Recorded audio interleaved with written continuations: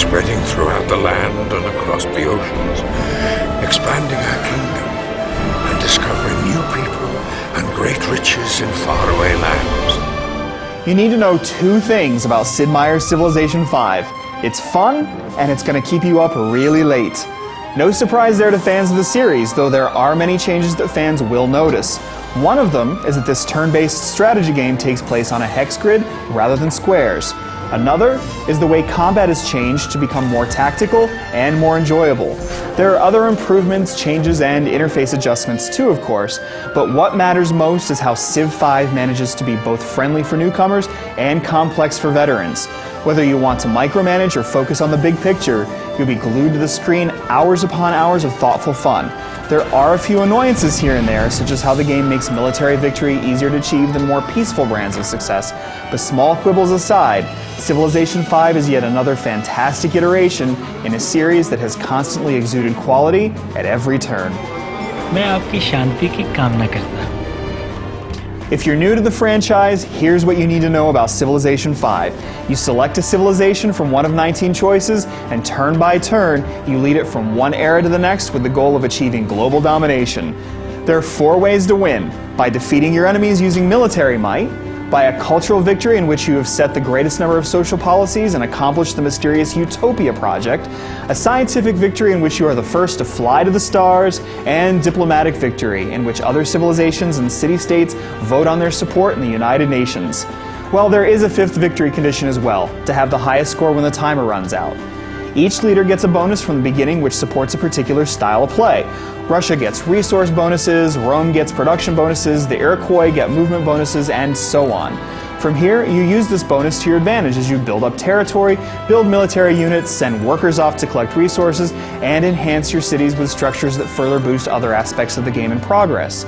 You need to think about gold production, trading luxury items with other civilizations, barbarians that roam the lands, the happiness of your citizens, and a lot more. Everything is intertwined with everything else, and you always need to think a few steps ahead. There's a lot to keep track of, but Civilization V's interface makes it easy to stay on top of things.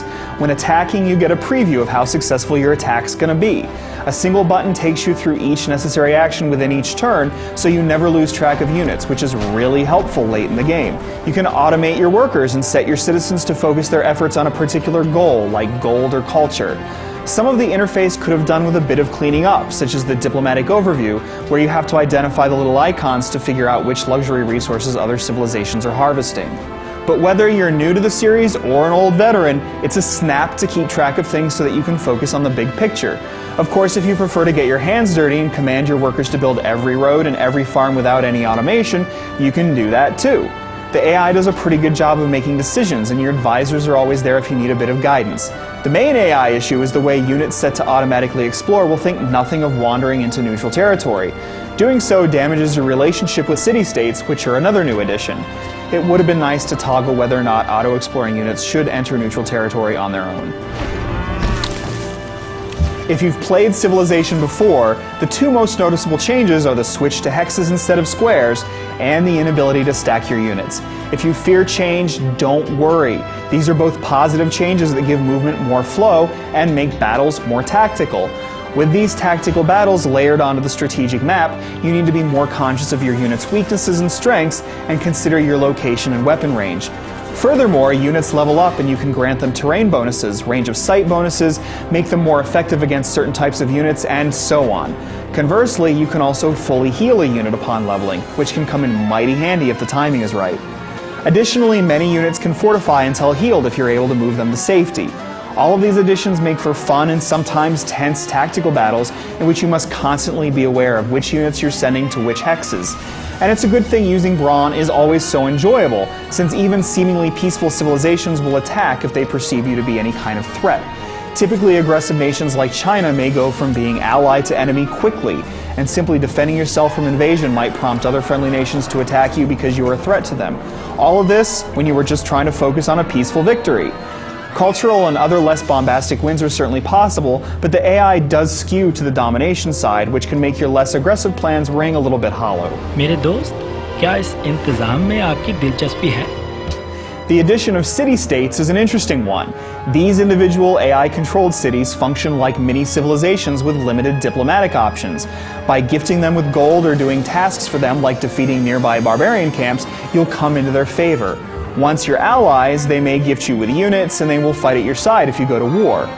On the other hand, you could royally tick off a competing civilization that has become allies with a particular city-state if you aren't careful. And if you're particularly aggressive against these regions, all of the city-states might rise up against you, which also means you'll have major civilizations breathing down your neck too. City-states have a more subtle effect than you would hope for at first. In the early game, for example, the gold expense to befriend one just isn't worth it because your relationship will dissolve quickly. But in mid and late game, they can become a greater help, taking pressure off of you and casting votes in the United Nations if you're hoping for diplomatic victory. For what it's worth, religion is gone, and you could argue that city-states have a similar role in the overall scheme of any given game. Not always essential, but different enough to add flavor and have subtle but noticeable effects if you use them to your advantage.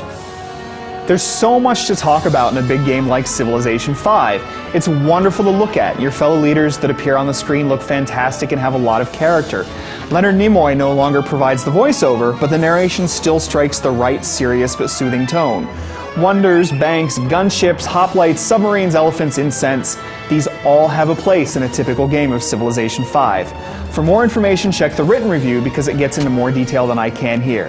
But know this, Civilization V is another impressive turn-based strategy landmark that will keep you clicking from one turn to the next, only to glance at your watch and discover that what felt like an hour turned into 6. That's the mark of a special game. Of course, previous Civ games have had the same effect, but what makes Civilization V worthy of the series is that it retains that addictive nature without simply resting on its laurels. The result is fresh and exciting, and a game that will delight newcomers and experts alike.